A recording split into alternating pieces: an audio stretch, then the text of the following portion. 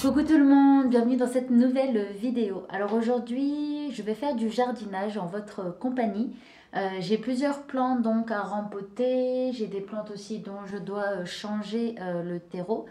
Pour vous présenter donc les plantes dont je vais m'occuper aujourd'hui, j'ai donc ma Tradescantia zebrina que vous voyez ici. Et ici, c'est une bouture de Tradescantia blush, Pink Blush, il me semble que c'est ça son nom, que m'a envoyé donc Caroline du compte Misère Pourpre.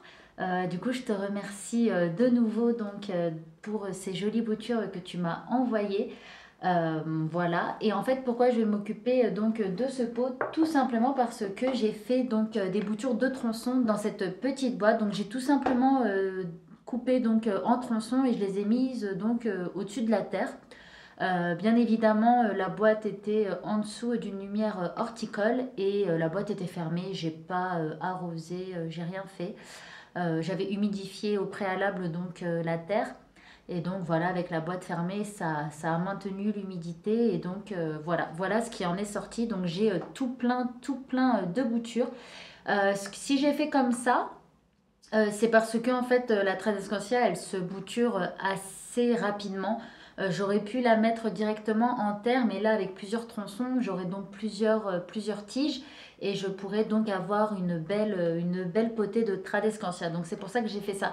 Le tronçon, je le préconise pas forcément parce que pour peu qu'il soit petit, qu'on fasse des petits tronçons et sur des plantes qui sont quand même plus volumineuses que les Tradescantia, je trouve que c'est pas génial dans le sens où ça fait des toutes petites plantes et voilà, vraiment la plante, elle doit vraiment puiser donc dans ses réserves. Alors que là, voilà, là, comme vous voyez, ça a plutôt bien fonctionné. J'ai donc plein de nouveaux pieds de Tradescantia et je suis trop contente parce que c'est vraiment une plante que j'aime beaucoup. Je trouve que elle est gratifiante dans le sens où même si elle commence à se dégarnir, et ben vous coupez et vous replantez et voilà, ça vous refait une belle plante. Enfin, vraiment, elle est très très simple de culture, très très simple aussi au niveau de sa multiplication.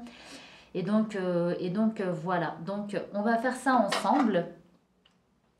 Qu'est-ce que j'ai aussi? J'ai donc ma bouture de philodendron Burle Marx. C'est une bouture que j'ai prélevée donc au musée de l'immigration à Paris, à Porte Dorée.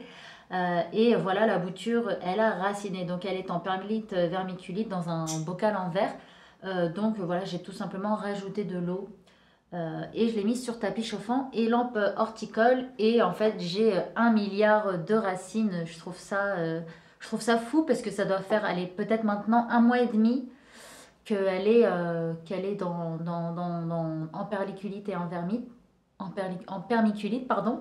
Ça fait maintenant 1 mois et demi qu'elle est en permiculite et déjà au bout de 1 mois, en fait, j'avais des belles racines. Et là, comme vous le voyez, je pense j'en ai tout plein, vraiment tout plein. Et d'ailleurs, la feuille qui se déroulait, s'est enfin déroulée. Donc, je vais pouvoir maintenant donc le rempoter dans un terreau.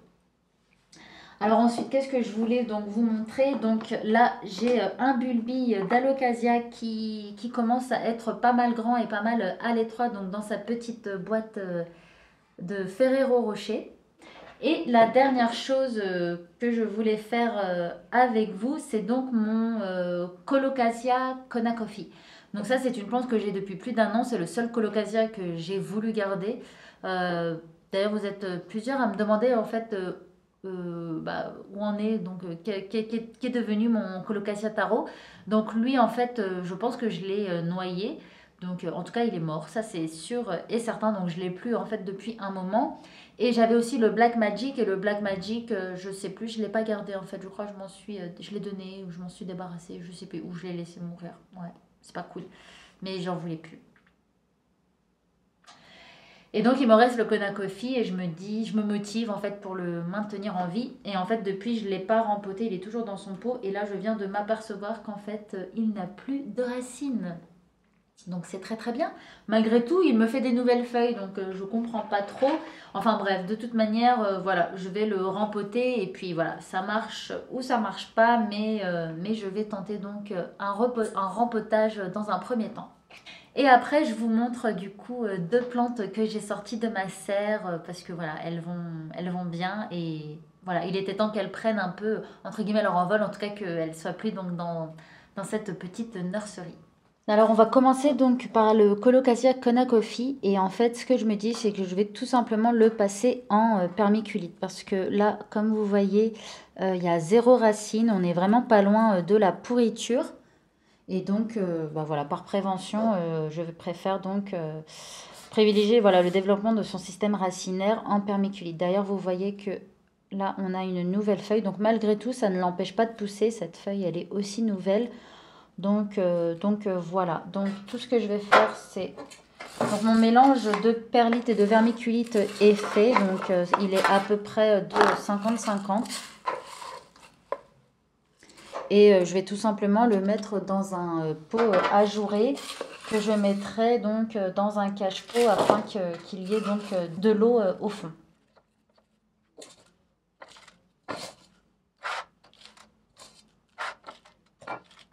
Donc voilà, j'ai mis de l'eau à température ambiante, bien évidemment, on ne met pas de l'eau gelée ou de l'eau bouillante, hein, c'est comme si on faisait des boutures donc, dans de l'eau, il faut que l'eau soit à une bonne température pour éviter tout souci et pour que tout se passe au mieux. Alors maintenant, on va s'occuper donc de l'alocasia qui a pointé le bout de son nez. Donc comme vous voyez ici, c'est l'autre bulbille en fait. Je ne sais pas si vous verrez, puisque la sphène est aussi un peu verte. En fait, vous voyez là, donc là, il y a une racine, le bulbille et l'alocasia qui commence à vouloir sortir. Voici le système racinaire. Comme vous voyez, les racines donc, sont bien blanches, sont en pleine forme. Donc un petit pot transparent afin que je puisse donc checker au fur et à mesure les racines, voir si tout va bien. Et donc qu'est-ce que je vais faire? Donc je vais prendre un mélange d'écorce de coco, de terreau, de perlite de vermiculite et de sphène que je vais donc mettre donc en premier. Parce que comme vous voyez, moi, mon bulbille s'est développé donc dans de la sphaigne. Et donc, dans le fond, je vais mettre donc le futur terreau dans lequel la plante, lorsqu'elle sera plus grande, elle va vivre.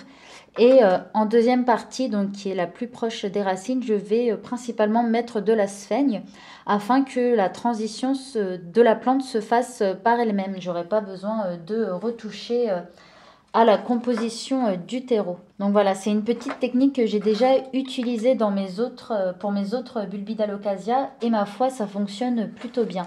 Donc je vais continuer comme ça. Voilà, donc comme vous voyez, là je mets bien plus de sphaigne que ce que je n'ai mis donc dans le fond. Et voilà le résultat. Alors maintenant, on va s'occuper de la tradescantia. Donc comment ça va se passer étant donné que c'est plein de petits tronçons? Eh bien écoutez, ma foi, je ne sais pas, je n'ai pas préparé la manière dont j'allais faire. Donc là vous voyez, c'est un tronçon donc qui a échoué, donc il est complètement tout mou. Mais sinon c'est presque 99% donc de réussite. Ah, d'ailleurs, je m'aperçois que là, sur la Tradescantia Pink Blush, on a donc un petit départ. Et on voit donc le système racinaire. D'ailleurs, elle a plutôt bien pris, donc, parce que moi, je les ai directement mises en terre. Étant donné que ce sont des plantes qui racinent très très simplement, j'ai fait comme ça. Et bon, j'ai eu quelques tiges qui sont mortes, mais sinon, j'en ai aussi qui ont bien fonctionné. Et pour le coup, je vais utiliser le pot le plus grand parce que là, on a du monde donc à rempoter. Alors pour la Tradescantia, j'utilise tout simplement de la terre pour plante verte avec de la perlite. Voilà, étant donné que c'est une plante assez simple, voilà, pas trop exigeante, je me suis dit que c'était suffisant et salé, mais peut-être que ça sèche un peu trop vite. Je ne sais pas. Bon, allez, écoutez, pour le kiff, je vais mettre un peu d'écorce de coco. Voilà, j'ai mis un peu d'écorce de coco histoire que ça fasse un peu éponge, que ça retienne l'humidité et que ça la redistribue donc dans le terreau. Voilà, ça m'a l'air plutôt pas mal. Et donc là, comment je vais faire? Je vais rajouter donc de la terre.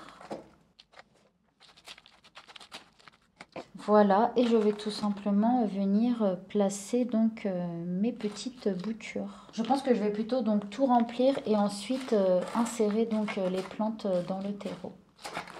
Il vaut mieux humidifier le terreau, c'est toujours beaucoup plus simple. Ensuite, vous aurez seulement à piquer, faire un trou du coup et puis voilà, insérer votre plante.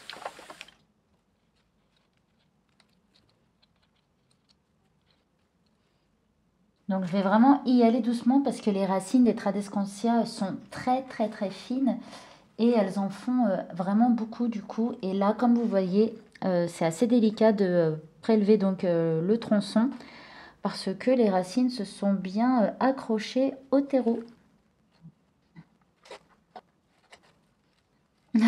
Comme vous voyez, il y a tout qui vient avec le tronçon que je suis en train de prendre et pour cause, en fait, les racines sont vraiment grandes. Donc là, on ne les voit pas, je vous ai disais, elles sont vraiment toutes fines. Il y a de la terre tout autour, mais voilà, j'imagine que vous comprenez donc la longueur de celle-ci.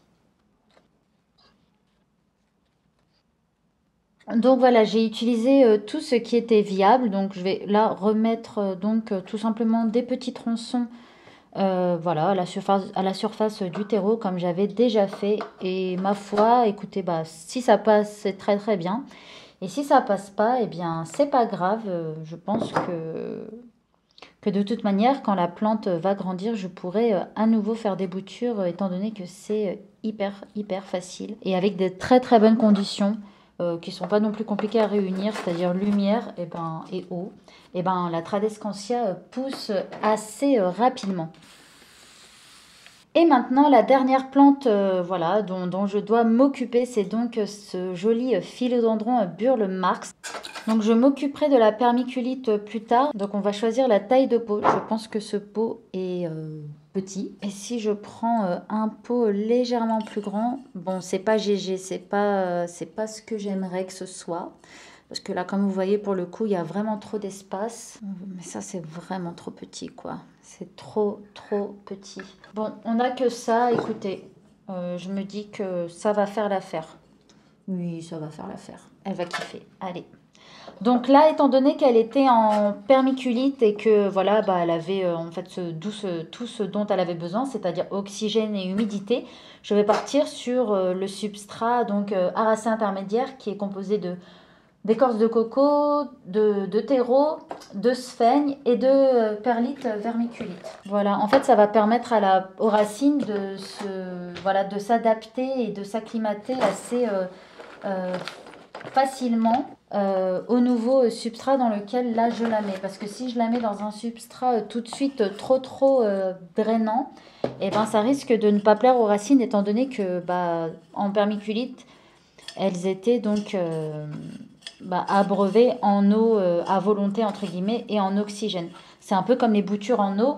Quand vous les transvasez donc dans un substrat ou dans un terreau en tout cas, eh bien il faut faire gaffe parce que la transition n'est pas forcément simple à faire. Voilà, les racines qui se sont développées dans l'eau sont plutôt des racines aquatiques et elles vont devoir donc s'adapter au nouvel environnement qui est le terreau et donc vont devoir devenir des racines terriennes. Donc voilà, cette transition n'est pas à prendre à la légère. Ça peut vraiment en fait causer la perte de votre bouture, ce qui est vraiment dommage. Parce que voilà, quand on fait des boutures, on a envie que ça réussisse, on y a mis, ça a pris du temps pour que ça racine, etc.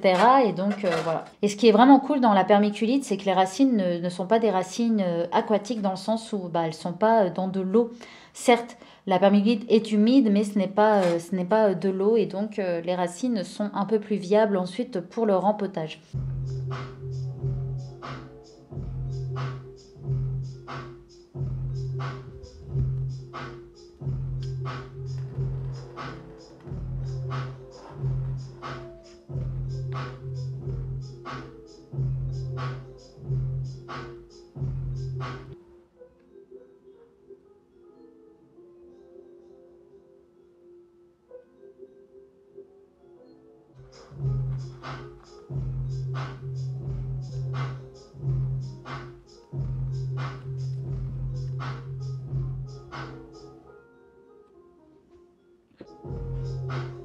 Alors je vous retrouve ici voilà, j'ai une petite station de bouturage ici et je vous avais parlé de plantes que j'avais donc sorties de la serre et ben voilà, c'est le moment, je vous les présente. Donc on a ce bel Alocasia Poly qui est parti au dodo donc cet hiver. Voilà, c'est le seul et unique Alocasia Poly que j'ai. C'est le premier que j'ai acheté. Je l'avais acheté sur Plantes pour tous. D'ailleurs en jardinerie directement à la vente. Et voici, donc je suis vraiment trop contente. Donc lui, il était aussi en perlite vermiculite, donc dans la serre. Et il a fait des racines de fou. Et voici donc la feuille qui m'a sorti. Donc là, je l'ai sorti de la serre. Et pour éviter voilà tout choc, et je la mets ici en transition. Donc ici, il y a un tapis chauffant et une lampe horticole. Donc voilà, comme ça, il peut faire sa transition en dehors de la serre sereinement. Et là, je pense que vous n'êtes pas prêts. Donc, j'ai une autre plante à vous présenter. Vous m'avez beaucoup demandé, voilà, où elle en était. Euh, Est-ce qu'elle était toujours dans ma collection? Où était-elle passée, cette superbe plante? Et oui, c'est mon petit Calathea rosy. Donc, voilà, vous vous rappelez sûrement, c'était vraiment une plante énorme. Elle avait des superbes grandes feuilles. Je l'avais achetée chez What the Flower. C'était vraiment une plante...